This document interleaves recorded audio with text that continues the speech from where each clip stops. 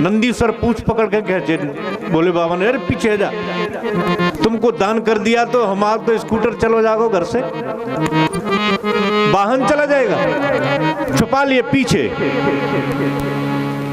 फिर हाथी दान दिए, घोड़े दान दिए। जब हाथी दान कर रहे थे नंद बाबा तो गणेश जी खड़े थे बगल में।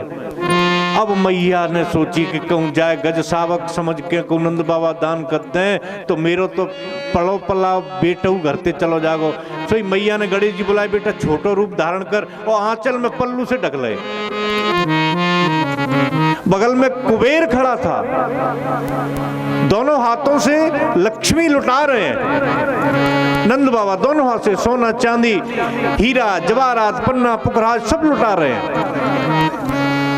कुबेर ने सोचा कि बारे भगवान 2 नंबर का काम करते हो, हमको तो झूठा मालिक बना दिया कि तुम धनाध्यक्ष हो, कुबेर हो, धन के मालिक हो।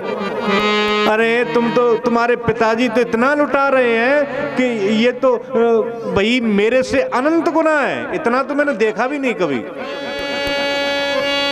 नंद कछु इतनो जो दियो, घनश्याम कुबेरहु की मत बोरी, देखत मोहि लुटाए दियो, न बची छचिया बचिया न पिछोरी।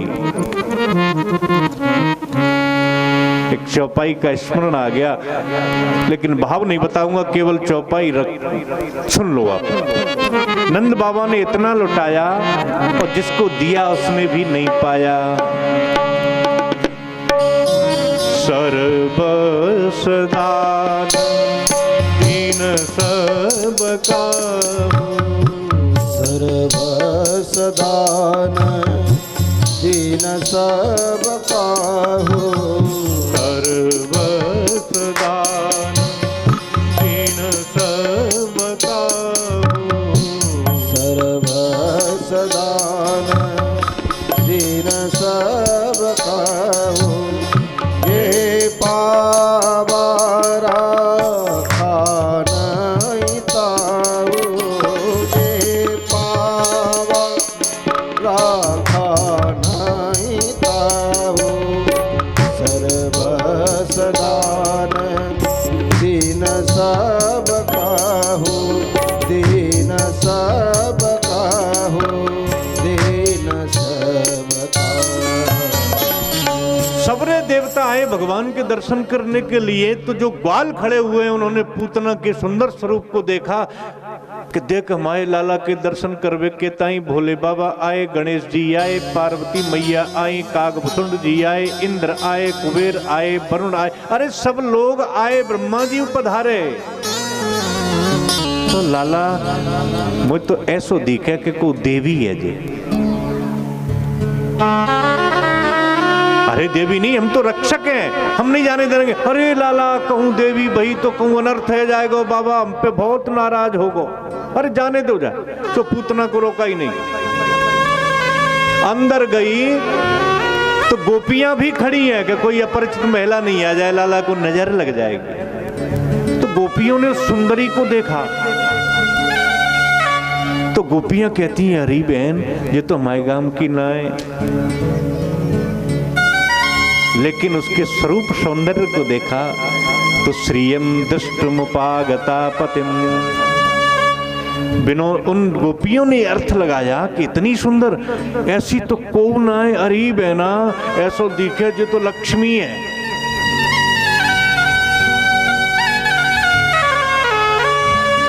श्री समझा, लक्ष्मी समझा कि वो काय को आवेंगी लक्ष्मी जी। कि अरे तो पतो ना है बहना, ब्रह्मा जी आए, शंकर जी आए, सबरे देवता आए, ऐसा कह के हमाओ लाला देखो विष्णु भगवान ही तो नहीं आए, कि विष्णु भगवान नहीं आए, ऐसा दिखे कि हमाओ लाला भगवान है, नारायण है।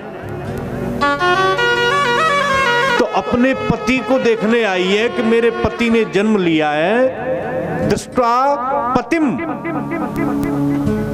कि हमारे पति के दर्शन करवे हम जा रही हैं। तो ऐसा दिखे कि जो लक्ष्मी है, तो रोके जाए कि नहीं नहीं नहीं जाए तो जाने दो, लाला के दर्शन करने दो। गोपियों ने भी नहीं रोका। इसे कहते हैं माया।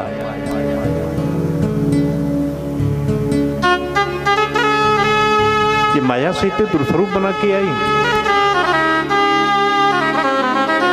और कहां जा रही है? मायापति को देखने के लिए। और केवल देखने के लिए नहीं, मायापति को मारने के लिए जा रही है।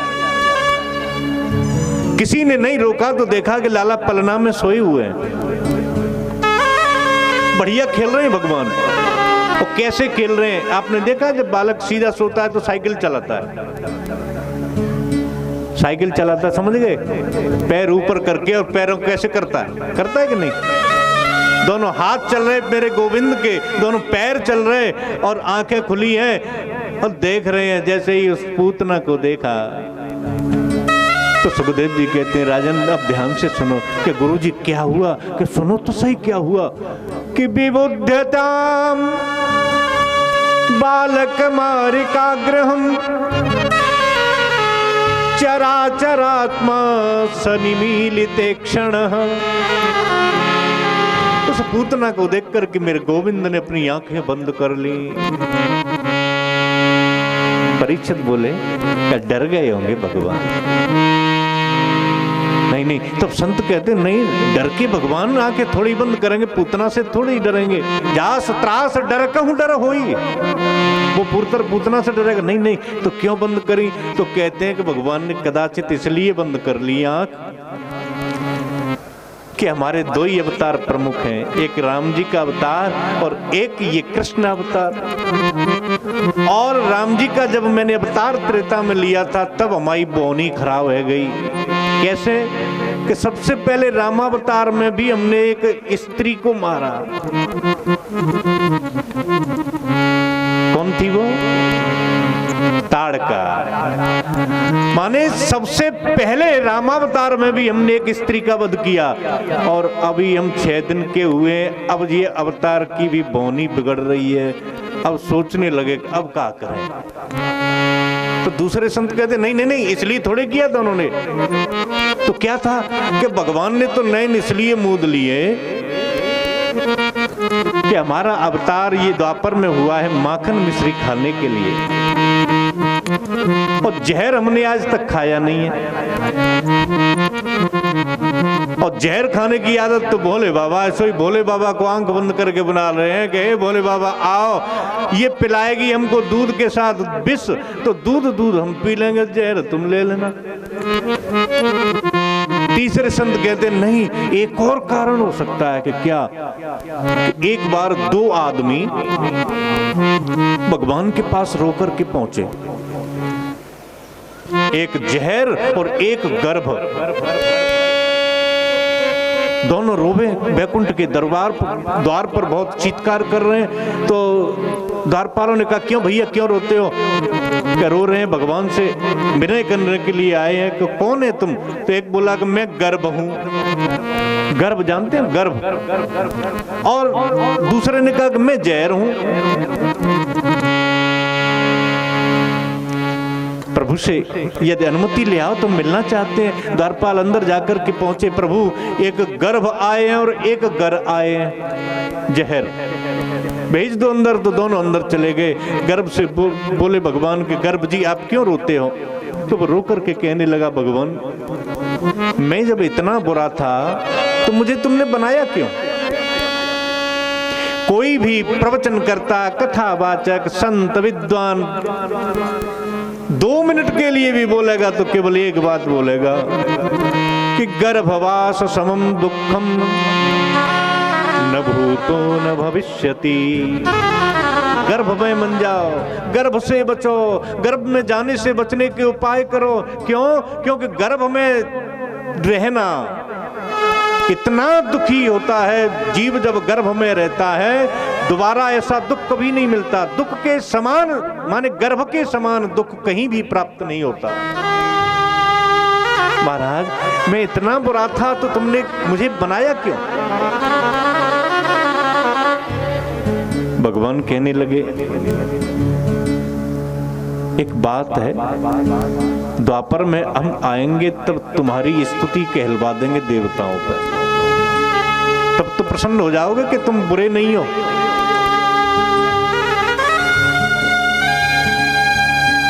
तो आपने कल सुना संक्षिप्त में गर्भ स्तुति पूरी तो नहीं हो पाई। तो भगवान जब गर्भ में आए माता देवकी के में, तब देवता स्तुति करने के लिए आए, तो उस स्तुति का नाम है गर्भ स्तुति। कृष्ण स्तुति नहीं, भगवत स्तुति नहीं, ब्रह्म स्तुति नहीं, कुछ स्तुति कुछ नहीं, गर्भ स्तुति। तो इस अवतार में गर्भ को भी संतुष्ट किया परमात्मा ने। अब जहर से पूछा कि भैया तुम क्यों रोते हो? कि भगवान मुझे क्यों बनाया तुमने?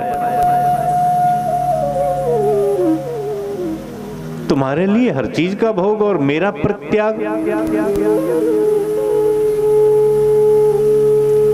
वो क्रोध की, द्वेष की, आवेश की बात अलग है, लेकिन कोई जीव मुझे पसंद नहीं करता।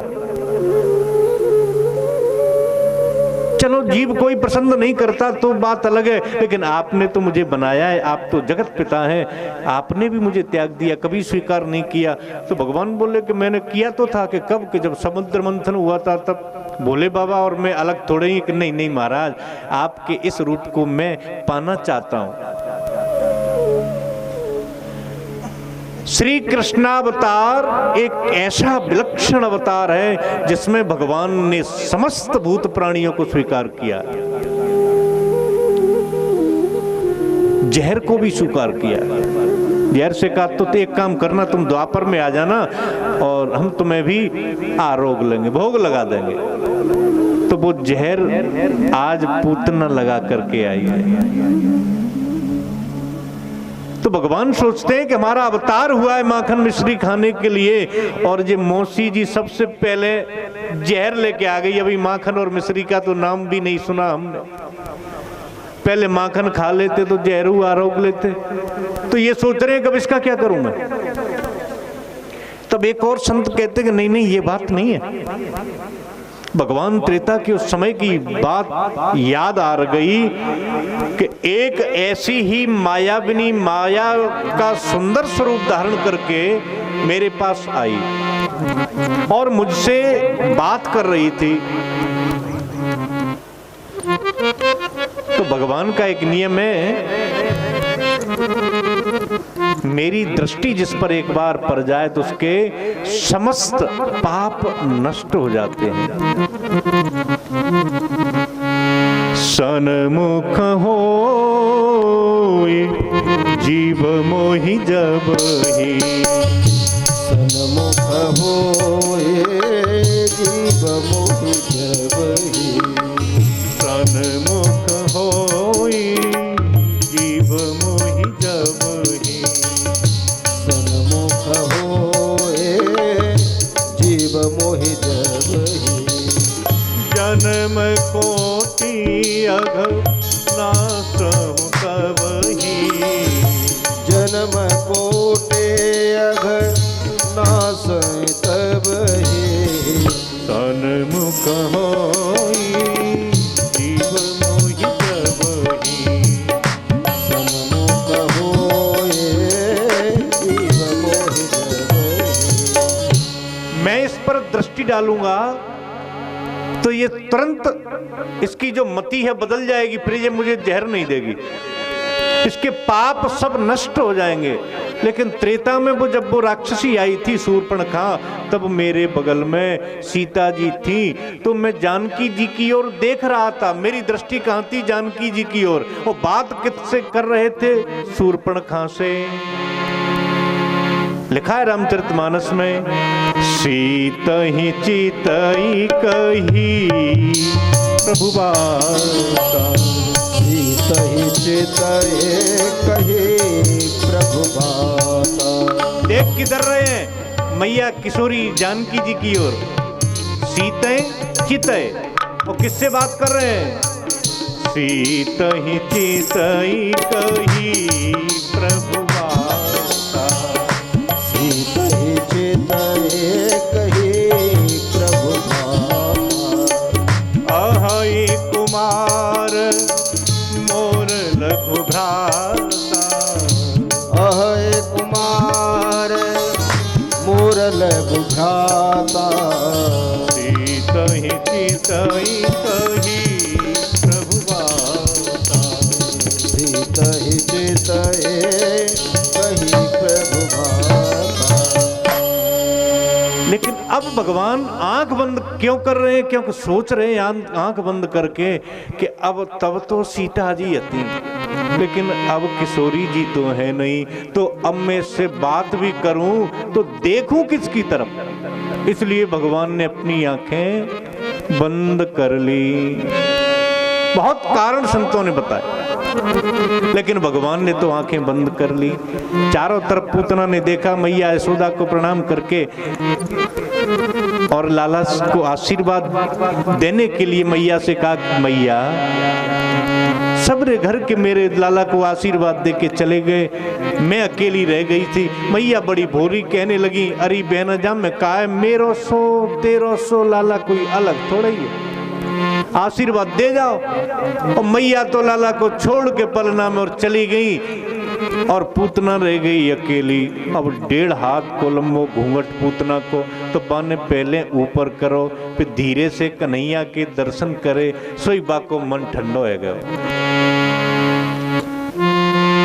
लाला के दर्शन करके बड़ा आनंद मिला पूतना को, और लाला को जैसे ही स्पर्श किया तो पूतना को रोमांच हो गया और हृदय से लगाया, तो उसने समझा कि मुझे संसार का सर्वोत्कृष्ट सुख मिल गया। उसके हृदय में मातृ भाव अनायास जागृत हो गया और उसने धीरे से अपना एक स्तन वस्त्र से बाहर निकाल करके और लाला के मुंह में दे दिया। तस्मिन् स्तनम दुर्जर वीर्वमुल्बणम घोरांकमादाय शिशुर्दवावथ गाढ़ै कराभ्याम भगवान प्रपीड्यत। बहुत सुंदर एक एक शब्द स्पष्ट लिखा है। तस्मिन् स्तनम दुर्जर वीर्वमुल्बणम,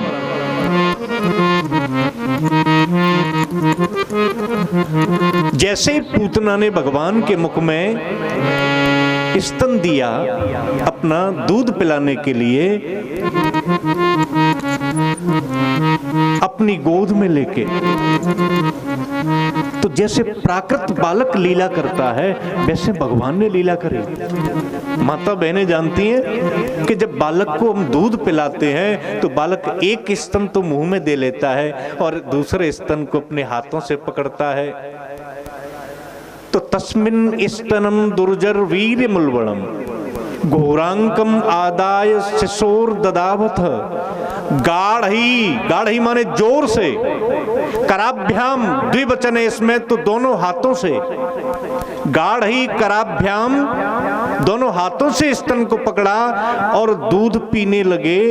तो पहले तो भगवान ने दूध पिया पूतना का, और दूध पीने के बाद अब रह गया क्या? जहर। तो प्राणई समम, जहर के साथ उस पूतना के प्राणों को खींचा। और कैसे खींचा कि रोष समन्वितो पिबत।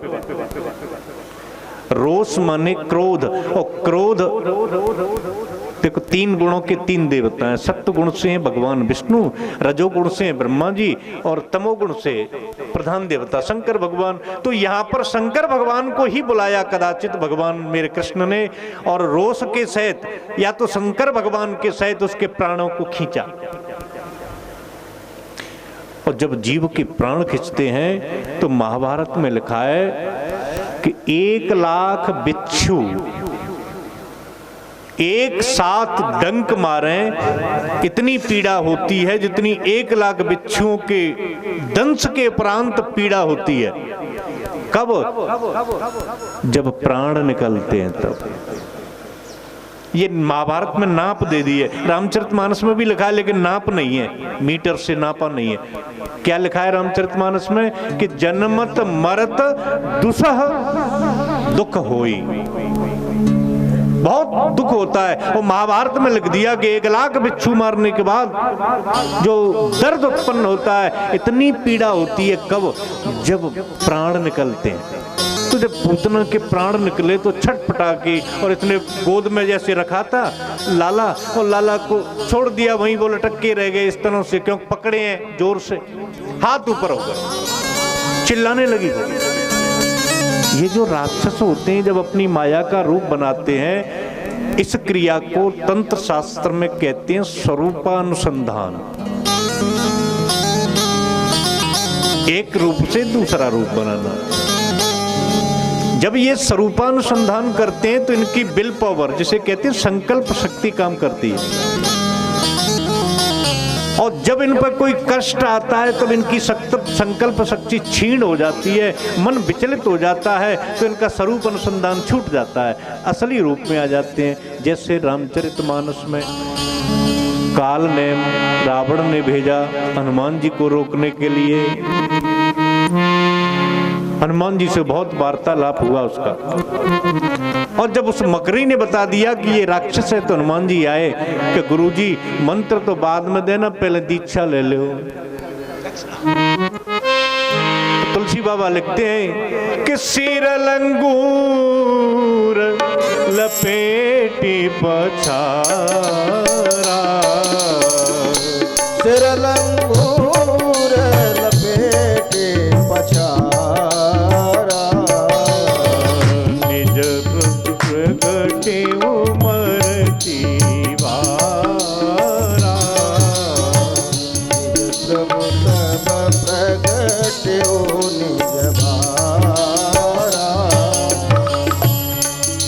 जब हनुमान जी ने पूंछ से लपेटा और उसको उठा के पटका, बहुत असह्य दर्द हुआ, पीड़ा हुई, दुख हुआ, तो उसका स्वरूपानुसंधान छूट गया और निज तन प्रगटे मरती बारा।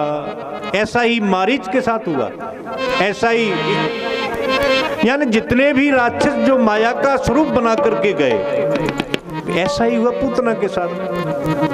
अब इसने दोनों हाथ से छोड़ दिया, लाला प्राण निकलने लगे, छटपटाने लगी। तो सुखदेव जी कहते, राजन क्या हुआ इसका पता है? कि गुरु जी क्या हुआ? कि सा मुंच मुंचालमित प्रभासिनी निष्पीड्यमाना अखिल जीव वर्मणि विव्रत्य नेत्रौ चरणौ भुजौ मुहु प्रस्विन्न गात्रा क्षिपति रुरोदः।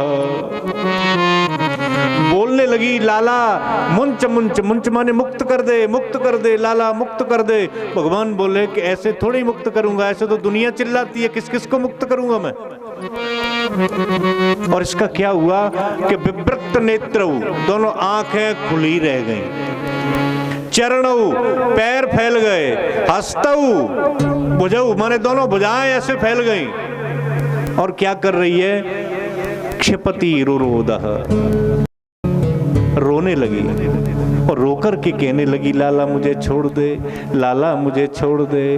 तो भगवान छोटे से 6 दिन के आज बोल पड़े कि अरे मौसी, हम पे तो केवल पकड़बो आवे, छोड़बो तो हमसे सीखे ही ना। और तू कहती है कि मुक्त कर दे, तो हमारे पकड़ने में ही तेरी मुक्ति है। मौसी मैं छोड़ दूंगा तो फिर कौन संभालेगा तुझे? प्राणांत हो गया उसका। लेकिन उसका स्वरूप कैसा था कि बहुत विकराल स्वरूप में प्रकट हो गई वो। लेकिन अच्छो बयो के पीछे को गिरी, ध्यान देना, अच्छो बयो के पीछे को गिरी। कहूं ओ दे मो गिरती तो कहा हो तो लाला को, सोचो आप। पर गिरते क्यों ही? गिरते क्यों? क्यों डाला तो सी नहीं है। पूतना गिर पड़ी। सुखदेव जी कहते हैं, राजन पतमानोपित देह त्रिगभ्यति अंतर्द्रमान चूर्णिया मास राजेंद्र मेहता सीतन महदद्भुतम। उसकी देह गिरी त्रिगभ्यति। गभ्यति एक नाप होते हैं, किलोमीटर, मील, कोस होते हैं, योजन, ऐसे गभ्यति है। गभ्यति माने 2 कोस। तो इसमें लिखा है 3 गभ्यति की पूतना। कितने कै कोस की है गई? 6 कोस की है कि नहीं, भागवत में लिखा है। पतनमानोपित देह त्रिगव्यति यंत्रद्रमान 18 किलोमीटर भागवत में लिखा है। उसके नीचे जितने भी पेड़ आए चूर्ण या मास राजेंद्र, वे सब चूर्ण बन गए। बड़े जोर की आवाज भई, सब गोपाल दौड़ के आए, अरे कहा भयो। नजरानी जसोदा रोने लगी, मेरो लाला, हे मेरो लाला कहाँ गयो, मेरो कन्हैया कहाँ गयो, मेरो लाला कहाँ गयो, पालनो खाली, सब कहे कर वो राक्षसी ले गई। अब बुढ़िया एक गोपी आई, कहने लगी, अरे यशोदा तो कुने को सहूर ना है, न जाने कैसी कैसी राक्षसी के हाथ में तूने लाला दे दियो। यशोदा जी कहने लगी, कहा बताऊं बहन, बड़ी सुंदरी बन के आई। अरे वो तो सब ठीक है, अब लाला को तो उतारो कि कहाँ है लाला। और देखे तो श्रीमान जी वो दूध पी रहे ऊपर बैठ के। अब चढ़े, बाकी लंबे लंबे बाल, भाई बालन ने पकड़ के ऊपर चढ़े, भगवान उतारे और भगवान को झाड़ रही है गोपी। कैसे? काऊ बालक के नजर लग जाए तो सबसे अच्छी दवा बताई भागवत में। ये जो यहां से 8 श्लोक हैं, इसको कहते हैं बाल रक्षा स्तोत्रम। भागवत के पुस्तक में से उतार के याद कर लो और गौ माता की पूंछ से बालक को झाड़ दो, जीवन में कभी नजर नहीं लगेगी। कन्हैया को एक बूढ़ी गोपी ने हाथ में लिया और सीधी गौशाला ले गई।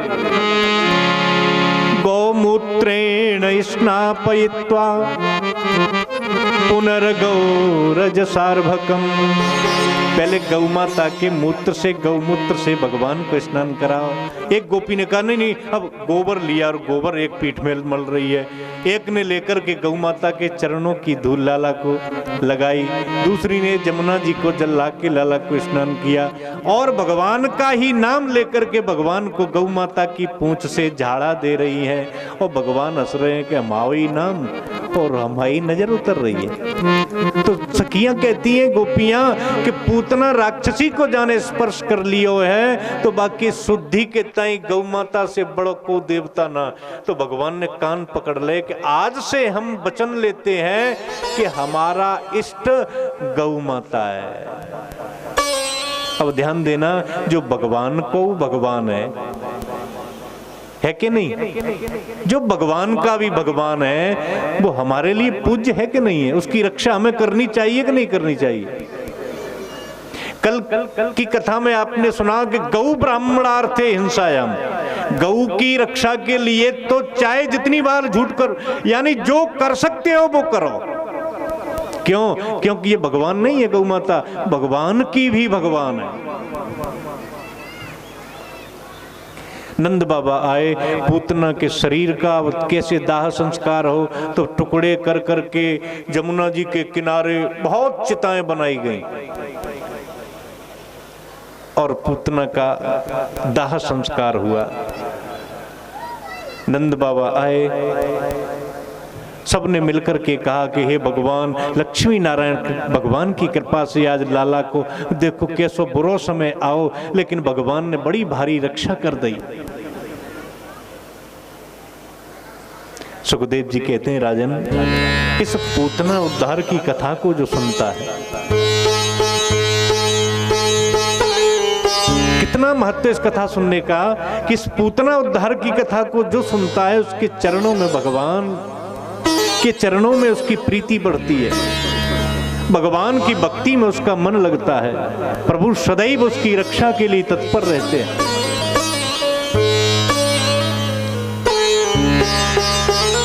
और विचारणीय बात एक है, आप सभी ध्यान पूर्वक सुने कि जो पूतना भगवान को मारने के लिए आई, ध्यान देना, जो पूतना भगवान को मारने के लिए आई, उस मारने वाली पूतना को परमात्मा ने वह गति प्रदान कर दी जो मैया यशोदा बहुत दिनों बाद उस गति को प्राप्त होंगी, वो मारने वाली पूतना को बहुत पहले मेरे गोविंद ने दे दिया।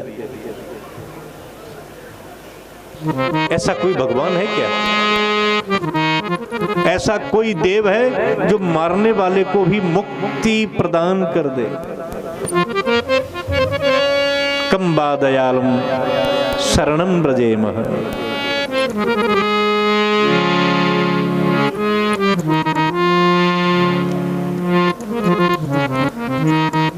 भगवान कृष्ण के अलावा ऐसा कोई दयालु नहीं है।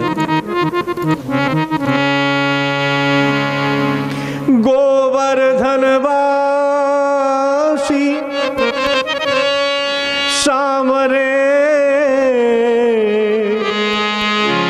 तुम बिन रहो न जा। संतों ने बहुत लिखा है पूतना मोक्ष पर। भगवान 1 महीने के हुए तो कंस ने एक और राक्षस भेजा। अब जैसे पूतना का नाम बकी है, वैसे उस राक्षस का नाम भागवत में लिखा है। ये कौन था कि सकटासुर। ध्यान देना, क्या नाम है इसका? सकटासुर। ये नाम है, इसका वास्तविक नाम है उत्कच, लेकिन सुखदेव जी हंसाने के लिए सकटासुर कह रहे हैं। क्यों? क्योंकि जब 1 महीने बाद उत्सव मना रही थी मैया यशोदा, तो ब्रजमंडल 84 कोष की समस्त गोपियां आई और इतना ही भीड़ हुई कि लाला पालने में सो रहे हैं। पहले तो पालना बीच में था, भीड़ हुई तो सर खिसका दिया, फिर और खिसका दिया, और भीड़ हुई तो और खिसका दिया, लाला कोने में पहुंच गए। अब गोपियों की और भीड़ हुई तो लाला कोने से भी दूसरे चौक में पहुंच गए। ऐसे खिसकते खिसकते और कन्हैया का पलना बाहर, अब बाहर रखी थी एक बैलगाड़ी, सकट बोलते हैं जिसको। तो मैया ने कहा कि वो लाला तो सोए रहे, जब गाड़ी ते ही एक झूला पलना जैसा बनाया। आपने देखा होगा गाड़ी की तो धुरी रहती है, धुरार, उससे एक चादरा बांध दिया, दोनों खूंटे एक इधर एक इधर, और बीच में खाली, वहां में कन्हैया सुनाई दे। भगवान बोले कि उत्सव मेरे लिए हो रहा है और मुझे ही घर से बाहर डाल दिया। उस गाड़ी में भरे हुए थे माट मटका, माखन, दही, दूध, घी इत्यादि भरा हुआ था, और भगवान नीचे। कहने लगे कि भक्त के जीवन में ये सेवा अपराध है और मैया को मुझे शिक्षा देनी है, क्योंकि कभी भी भगवान से आगे कुछ नहीं होता। सबसे ऊपर कौन है? कि भगवान, और मैया ने कर दिया मुझे सबसे नीचे। और मैया है साक्षात भक्ति, तो भक्ति में ये अपराध रोकने के लिए मुझे मैया को सीख देनी है। और भाई समय पे वो सकटासुर राक्षस आ गया, उत्कच। लोमस महाराज के सांप से वो अदृश्य रहता था। गाड़ी पर देखा भगवान ने, फिर सोचा कि जी अच्छा हुआ, मामा जी का भी भेजा हुआ एक और मामा आ गया, इसका भी उद्धार कर दूं और मैया को भी शिक्षा दे दूं। अब जिसका नाम सकटासुर, सुखदेव जी इसलिए कहते हैं कि थोड़ा हंस लो, नाम थोड़े ही है। अब हंसवे की कथा है, कल आप कह रहे थे। आप लोग मुरैना गए हैं कभी? गए? तो मुरैना में टैक्सी हैं, पहले रिक्शा होते, ग्वालियर में भी टैक्सी हैं, पहले तांगे होते। अब आप मुरैना गए, टैक्सी वाले को जानते तो नहीं है? रोड की उस तरफ टैक्सी खड़ी है और आपको जाना है, टैक्सी में बैठ गए तो उसका नाम नहीं जानते। तुम ईमानदारी से बताओ, उसको बुलाओगे तो कैसे बुलाओगे? ए भैया, फिर भी नहीं सुनेगा तो क्या, ए टैक्सी, अब उस फिर बड़ी जल्दी सुन लेगा। अब ईमानदारी से बताइए, बाका नाम टैक्सी है? ऐसा ही बताइए।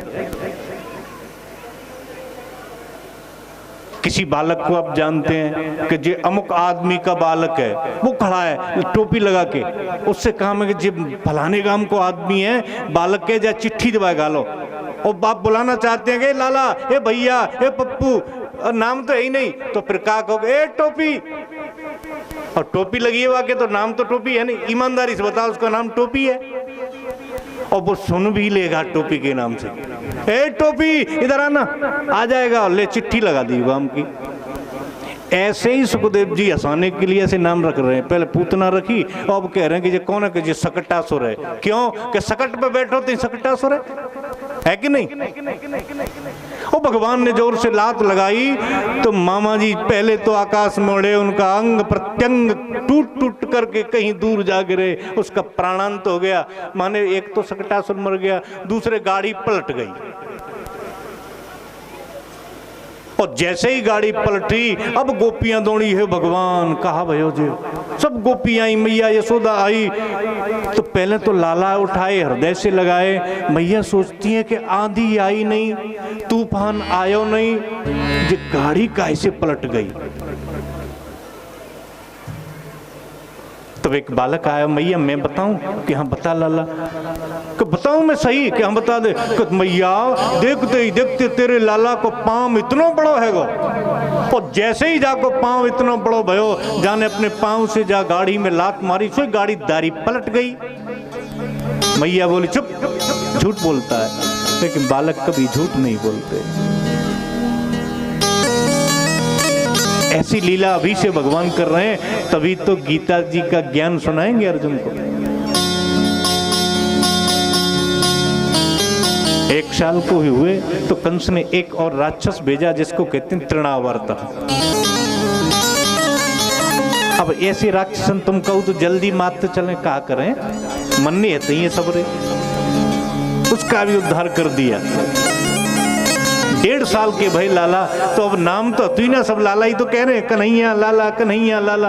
अब नाम धर दो तो नाम ले वो स्टार्ट हो जाएंगे। पर वसुदेव जी को चिंता हो गई कि मेरे पुत्र जो नंद बाबा के घर है, एक छोटा वाला 1.5 साल का हो गया, लेकिन नाम एक का भी नहीं रखा।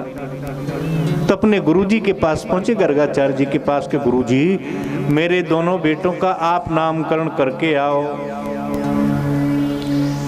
बड़े प्रसन्न हुए गर्गाचार्य जी, और हरि शरणम हरि शरणम हरि शरणम हरि शरणम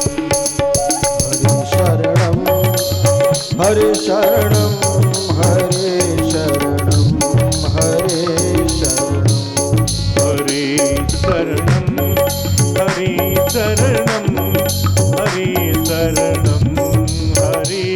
शरणम हरि शरणम हरि शरणम हरि।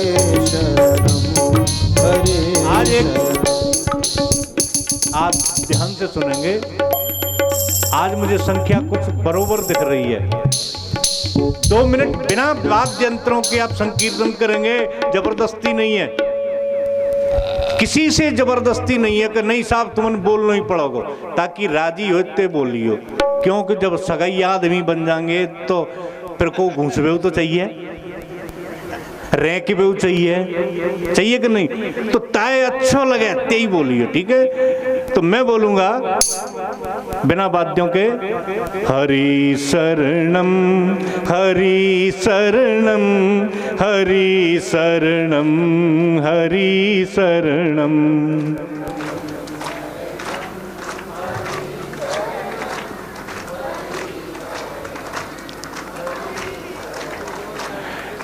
एक आदमी के 5 बेटा थे, अलग अलग हो गए। पिताजी को किसी ने नहीं लिया। निर्णय ये हुआ कि एक एक दिन की रोटी पिताजी सगरे खाएंगे। शुरू के दिन ही पिताजी के बारे में बड़े लड़के ने सोचा कि बस छोटे के खाए ली होगी। दूसरे नंबर वाले ने सोचा कि तीसरे वाले के यहाँ खाली होगी। तीसरे वाले ने सोचा कि चौथे वाले के यहाँ पिताजी कहते हैं। और चौथे वाले ने सोचा कि सबसे छोटा बहुत प्यारो भी खवाए रहोगा। और पिताजी भूखे रह गए। हम जो सोच रहे कि सब कीर्तन बोल रहे हैं, आप जो समझ रहे हैं कि महिला बोलेंगी, महिला जो सूत्री पुरुष बोलेंगे। मैं इधर ये कहूंगा तो माता बहनें बोलेंगी, इधर कहूंगा तो आप बोलोगे, ठीक है। हरि शरणम हरि शरणम हरि शरणम हरि शरणम। माताएं, हाँ देखो आवाज आ गई। अब आपका नंबर। हरि शरणम हरि शरणम हरि शरणम हरि शरणम। एगो कीर्तन 15 दिन ते रोटी ना मिली, ऐसा लग रहा। बाप ते बोलो काय को बात खराब करवा रहे हो। हरि शरणम हरि शरणम हरि शरणम हरि हरे शरणम हरे शरणम हरे शरणम हरे शरणम हरे शरणम हरे शरणम हरे शरणम हरे शरणम हरे शरणम हरे शरणम सखा सब प्रेम से बोलो हरि शरणम हरि शरणम सखा सब प्रेम से बोलो हरे शरणम हरे शरणम हरि शरणम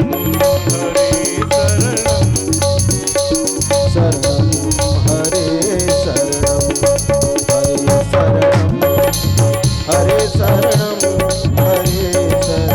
हरे शरणम हरे शरणम हरे शरणम हरे शरणम हरे शरणम हरे शरणम हरे शरणम हरे शरणम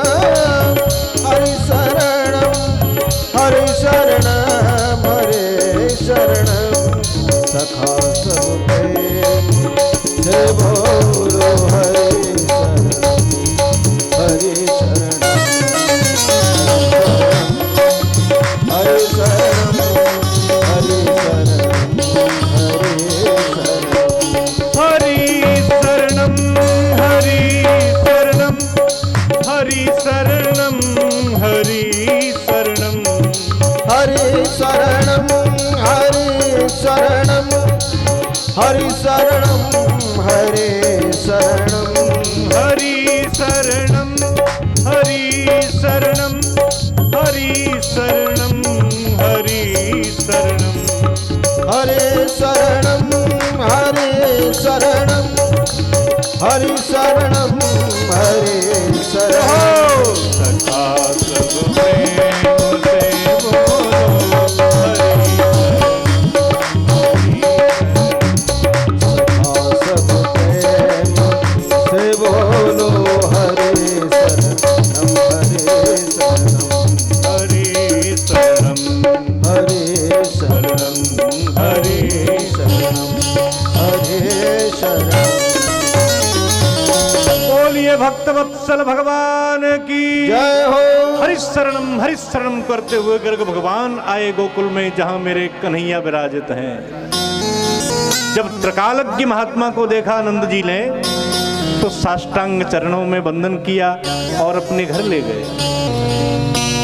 उनका चरणोदक लिया, अपने महल में छिड़कवाया नंद बाबा ने और हाथ जोड़ करके कहने लगे कि हे महाराज, मेरा बड़ो भारी भाग्य है कि आप जैसे त्रिकालज्ञ महात्मा के दर्शन मुझे मिल गए। मेरे गुरुजी तो हैं नहीं इस समय। यदि आपकी बहुत कृपा हो तो मेरे घर में एक तो मेरो बालक है और एक आपकी यजमान वसुदेव का बालक है, अभी एक भी का नामकरण नहीं हुआ। गर्गाचार्य जी कहने लगे कि आप मुझसे ही क्यों करवाना चाहते हैं? कि तुम ही ब्रह्म विदाम श्रेष्ठ संस्कारान कर तुम अर्हसी। बड़ी कृपा होगी, आप ब्रह्मविद हैं। पता है ब्रह्मविद का मतलब क्या होता है? ब्रह्मविद माने जो ब्रह्म को जानता हो, और ब्रह्मविदाम श्रेष्ठ, और ब्रह्म किसी भी रूप में हो उसको पहचान लेना, उसे कहते हैं ब्रह्मविदाम श्रेष्ठ। उदाहरण दे एक आपको। मेरे राघव को लखन जी के साथ विश्वामित्र जी ले गए थे जनकपुर। तो जनक जी ने जैसे ही राम जी को देखा, जनक जी का एक नाम है विदेह, क्यों? क्योंकि वो भी ब्रह्म विदाम श्रेष्ठ हैं। राम जी को देखा तो विश्वामित्र से पहले तो पूछा, लेकिन कहते हैं कि आपसे भले ही मैं पूछ रहा हूं, लेकिन मैंने इनको कुछ कुछ पहचान लिया है। कि क्या? इनहि बिलोकत अति अनुरागा, बरबस ब्रह्म सुख ही मन त्यागा। ऐसी ही श्रेणी के हैं गर्गाचार्य जी। तो नंद बाबा कहते हैं कि मेरे बालकों का आपके श्रीमुख से नामकरण हो जाए तो बहुत कृपा होगी। वसुदेव जी के पंडित जी थे गर्गाचार्य, वो कहते हैं कि नहीं नहीं नंद बाबा, मैं आपके पुत्रों का नामकरण नहीं करूंगा, तुम अपने पंडित जी पे करवाओ। महाराज हमारे गुरु है ही नहीं, चले गए वो तो, और जब तक आएंगे तो बहुत देर होगी, 1.5 साल में तो होना चाहिए, 1 साल में होना चाहिए नामकरण। नहीं नहीं ऐसा है, मैं कर तो दूंगा आपके बालकों का नामकरण, लेकिन उससे एक बड़ा भारी नुकसान, आपत्ति आने की संभावना है। कि क्या? कि यदि मैं आपके बालकों का नामकरण करूंगा तो कंस को पहले से ही शंका है कि जो जसोदा का बालक है वो कदाचित देवकी का तो नहीं है, और यदि मैंने नाम धर दिया तो विश्वास हो जाएगा। यदूनाम अहमाचार्य ख्यातश्च भुवि सर्वथा। सब दुनिया जानती है कि मैं वसुदेव के घर का ब्राह्मण हूं, उनका पुरोहित हूं, इसलिए तुम अपने पंडित जी से करवाना। महाराज हम काउते कहेंगे नहीं, चुपचाप कर जाओ, हम ये नहीं बताएंगे कि किसने नामकरण किया। तो गर्गाचार्य कहने लगे कि अपनी धर्मपत्नी से तो पूछो, जब वो नामकरण करेगी तो काऊ से नहीं कहेगी का, चोरी छुपे करवा लेगी क्या? छोटा सा उत्सव होते तो ब्रज 84 को उसको चूल खोनाता भेजती है वो। जो तो चौकी बात कही गुरुजी, हम पूछ के आते हैं। नंद बाबा घर में गए, नंद रानी से पूछा, अरे भाग्यवान, हमारे घर त्रिकालज्ञ महात्मा आए हैं, तीनों काल की जानवे बारे हैं, भूष भविष्य वर्तमान की बातों बतावे, ऐसे परम विद्वान हैं, अगर तुम कहो तो बिनके हाथन ते अपने दोनों बालकन को नामकरण संस्कार करवा लें। मैया बोली, जाओ अच्छी का बात होगी, हम तो करवा लेंगे, लेकिन मेहर एक बात, चुपके से करवाएंगे ताकि काऊ को पता नहीं पड़े। मैया बोली, का अपने लाला हम कहूं से खरीद के लाए हैं, कहूं से मांग के लाए हैं, चोरी करके लाए हैं, जो चुपके से अपने लाला को नामकरण करवाएंगे? हमने नहीं करवानो, मैं अपने लाला को जादना नामकरण करवाऊंगी, ब्रज 84 कोस को चूल को नता दूंगी 3 दिन पहले से। वसुदेव जी के पुत्र के बारे में कहा कि वसुदेव जी तो भले ही करवा लें। नंद बाबा कहने लगे, अरे नंदरानी, ऐसो ज्योतिषी फिर न जाने कब मिले कि नहीं मिले, और ऐसा तू करेगी और जाई ज्योतिषी के हाथों से करवाएगी तो कंस, और जैसे ही कंस को नाम सुनो तो मैया एकदम कहने लगी, अरे चुप हो जाओ, हम तो ऐसे चुपके से करवा लेंगे कि पड़ोसी हुए पतो नहीं पड़ेगा। बड़ी बोहरी मैया, और चुपके से कहा कि चलो करवाते हैं। तो गौशाला में सुंदर यज्ञ की वेदी बनाई, आसन डाले, गुरुजी बैठे, नंद बाबा बैठे, और मैयो स्नान ध्यान करके अपने बालकन को तैयार करके ले जा रही। तो नदरानी एकदम गोरी, और रोहिणी मैया बलराम जी की मैया शामली है। जसोदा मैया गोरी और नदरानी गोरी, तो रोहिणी मैया एकदम शामली, और मैया जसोदा को लाला शामरो, और रोहिणी मैया के बलराम जी एकदम चट्ट गोरे। कैसी व्यवस्था है, ध्यान देना आप, गोरी को बालक कारो और कारी को बालक गोरो। मैया बोली, अरे रोहिणी, अब माता बहन जानते हैं, पहले तो पुरानी जो माताएं वो नहीं, लेकिन अब की जो नई नवेली मैया है, बहन है, वे साड़ी को अगर मैच को बिलाज नहीं होगा तो वो चाहे 10,000 की पहनेंगी नहीं। सही है? तो मैया बोली यशोदा के मैच ना मिल रहा रोहिणी के, कैसे कि तेरो बालक गोरो और तू कारी है, और देख मेरो करुआ कारो है और तू कारी है, तो एक काम कर, जो गोरे मुझे दे दे, मैच मिल जाएगा। और कारे तू ले ले कि जैसे कहा होगा बहन कि जाते जे होगा कि नंद बाबा कह रहे हैं कि जे त्रिकालज्ञ ज्योतिषी भूत भविष्य वर्तमान सब क्यों जाने, तो हम जे पतो पाल लेंगे कि झूठो है कि सच्चो ज्योतिषी। हाँ बहुत अच्छो नंदरानी। और दोनों ने बालकों की अदला बदला कर ली बाबा की परीक्षा करवे के लाने। पहुंच गई 1.5 हाथ को घूंघट मार के और बैठ गई दो मैया आसन पे जाके प्रणाम किया और दोनों बालकन से प्रणाम करवाया गर्गाचार्य जी के चरणन में। और मैया नंदरानी कहवे लगी कि बाबा मैं बड़ी हूं उम्र में, तो मेरे बालक को पहले नामकरण होना चाहिए। और देख मेरी गोद में बालकों में बड़ो है, बलराम जी थे ना, मैं बड़ी और मेरी गोद में जो बालक बैठो जो बड़ो ही है उम्र में, तो पहले बड़े को नामकरण होना चाहिए। जब ये स्थिति देखी तो पहले तो गर्गाचार्य जी ने बलराम जी के दर्शन किए और दर्शन करने के बाद देखा देखो मैया कितनी बड़ी भारी चतुर हैं कि मेरी परीक्षा करने के लिए बच्चों को बदल के ले आई। तो हंसकर के गर्गाचार्य जी ने कहा कि मैया तुम्हारो ही बालक है कि और नहीं तो का तुम्हारो है जे। बाबा बोले मैया तो लड़बे दो रहे। लेकिन सुखदेव जी कहते हैं राजन प्रसन्न होकर के गर्गाचार्य जी ने कहा कि मैया तुम्हारो ही बालक है कि हाँ। तो कहने लगे कि अयम ही रोहिणी पुत्रो रमयन सुहृदो गुणैः आख्यास्यते राम इत बलाधिक्यात बलम विदुः। भैया जिसको तू अपना बालक बता रही है ये तेरा बालक नहीं है। अयम ही ये जो तेरी गोद में बैठा है रोहिणी पुत्रो, ये तो माता रोहिणी का बालक है।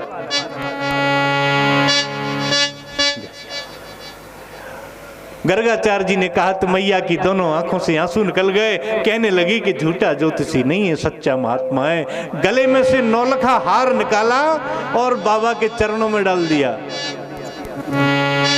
कहा नाम है बाबा जा रोहिणी पुत्र को। तो कहते हैं गर्गाचार्य जी कि रमयन सुहृदो गुणैः आख्यास्यते राम इति।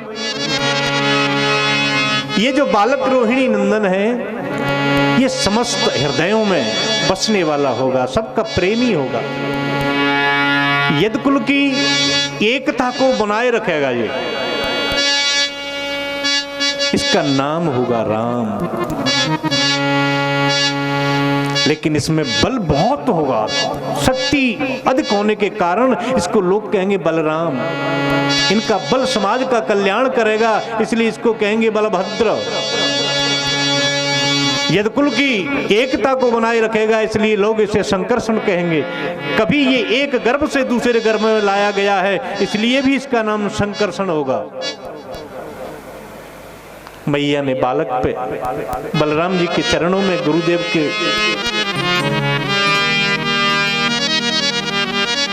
गुरु के चरणों में मस्तक लगा करके बलराम जी को आशीर्वचन कहलवाए। मैया ने स्वयं ने भी गुरु के चरणों में वंदन किया और कहा कि हे गुरुदेव मेरा ये जो बालक है रोहिणी की गोद में इसका भी नामकरण करो आप। जैसे ही भगवान को देखा गर्गाचार्य जी की आंखों में आंसू छलक आए कि आज मेरा जीवन धन्य हो गया। आज अजन्मा ने जन्म लेकर के और अनामी जो नाम है प्रभु का आज नाम ग्रहण करके वो भी मुझे माध्यम बना करके मेरा जीवन सफल कर दिया मेरे गोविंद ने।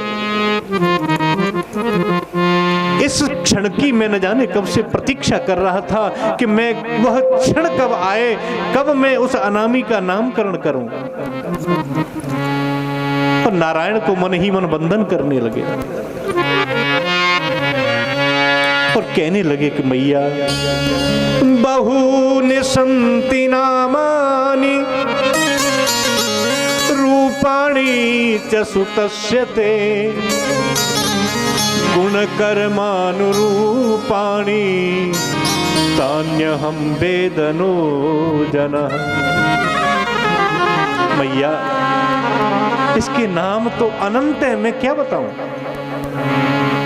इस श्लोक का अर्थ रामचरितमानस में लिखा है, ट्रांसलेट करके बाबा तुलसी ने लिखा है, लेकिन एक अंतर है इस श्लोक में और रामचरितमानस की चौपाइयों में।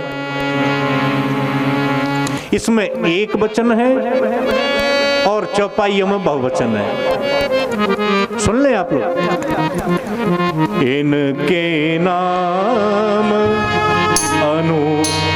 अनेक अनुपा, इनके नाम अनेक अनुपा, इनके नाम अनेक अनुपा, इनके नाम अनेक अनुपा।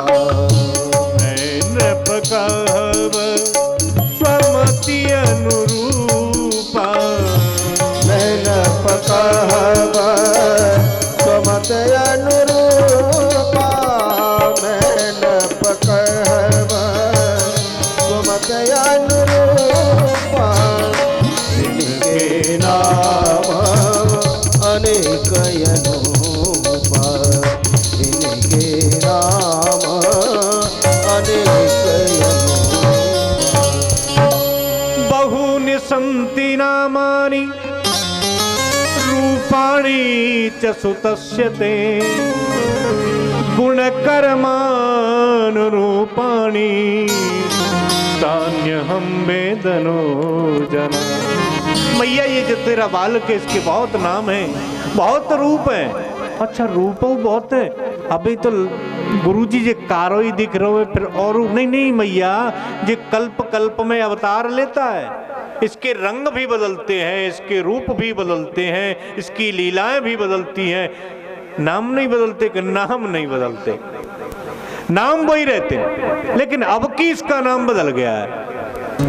किसी युग में ये पैदा होता है तो कभी लाल रंग का होता है, कभी पीले रंग का होता है, कभी सब सफेद रंग का होता है। इदानीं कृष्णतां गतः।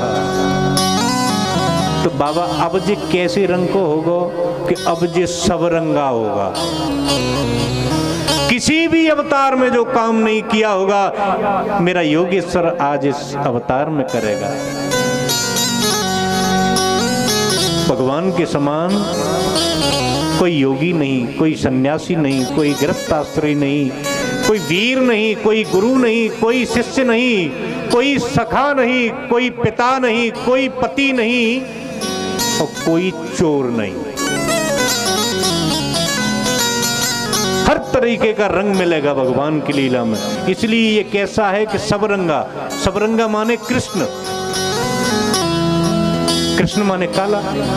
एक उदाहरण से समझे, एक गिलास में कटोरी में लो हरा रंग, एक में लाल, एक में पीला, एक में सफेद, एक में गुलाबी, एक में बैंगनी, एक में नीला, सब रंग इकट्ठे ले लो और सब रंग एक बाल्टी में डाल दो। बताओ वो कैसा रंग है जागो, कैसा हो जाएगा? आवाज नहीं है, काला होगा कि नहीं होगा? तो भगवान कृष्ण का व्यक्तित्व कैसा है? समस्त रंग हैं, सब रस हैं इसमें।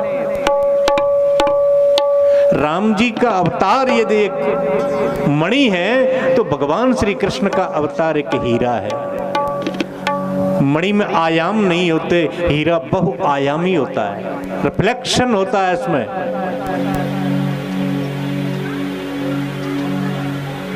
तो इदानीम कृष्णताम गता, मैया ये काला है इसलिए कृष्ण कहेंगे। अपने प्रेमियों का हृदय मन अपनी ओर आकर्षित करेगा। कर्षयति जीवानाम चित्तमित कृष्ण, इसलिए इसका नाम कृष्ण होगा। इसको लोग केशव कहेंगे, दामोदर कहेंगे, नारायण कहेंगे, हरि कहेंगे, गोविंद, अरे बहुत नाम है, जो कह दो तेईजा को नाम है। लेकिन भाव ये हो कि हम इससे ही कह रहे हैं। कभी ये वसुदेव का बेटा रह चुका है, इसलिए मैया इसको वासुदेव भी कहेंगे। मैया बोली बाबा तो पूर्व जन्म की बतावे, वसुदेव के 6 बालक तो कंस ने मारे, ऐसा के बिन में ते को आएगा होगा। बोरी मैया लेकिन ये नहीं जान पाई कि गुरुजी जाई जन्म की बता रहे हैं, ये वसुदेव का ही है। बहुत धन दक्षिणा में दिया नंद बाबा ने, मस्तक से लगाई दक्षिणा गर्गाचार्य जी ने, और गोकुल के गरीब ब्राह्मणों में बांट दी और प्रसाद समझ करके उसको ग्रहण किया और चले गए। अब मैया दोनों घर गई तो रोहिणी मैया से जसोदा मैया कहती हैं कि तेरे लाला को का नाम बताओ, कि बलराम, ज्यादा बड़ा नाम है। अरे नदरानी तुम्हारे लाला को। अब जैसे ही मैया ने नाम लाओ तो किर किर तो खूब करे मैया, लेकिन कृष्ण नहीं आवे।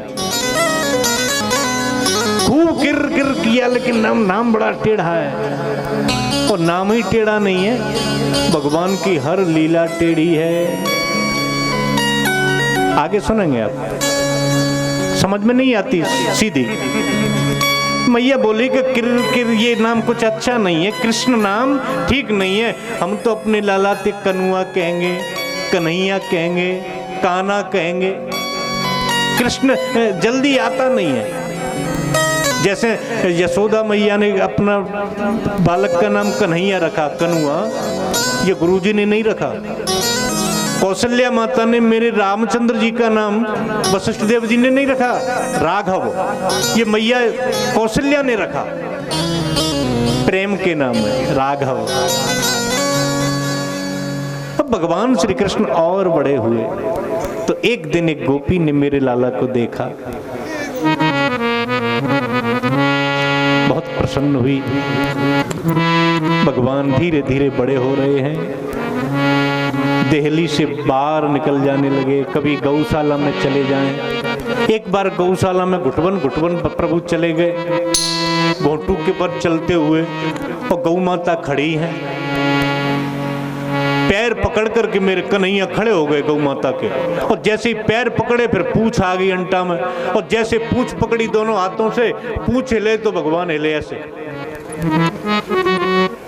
अब जैसे गौ माता की पूंछ हली तो मैया ने पूंछ उठाई ऊपर, और जैसे ही आप लोग जानते हैं पूंछ उठ गई तो फिर क्या होगा, गोबर ही तो होगा। जैसे ही गौ माता ने गोबर करो तो श्रीमान जी के ऊपर गोबर। अब गोबर करके फिर मैया ने पेशाब करी, गौमूत्र,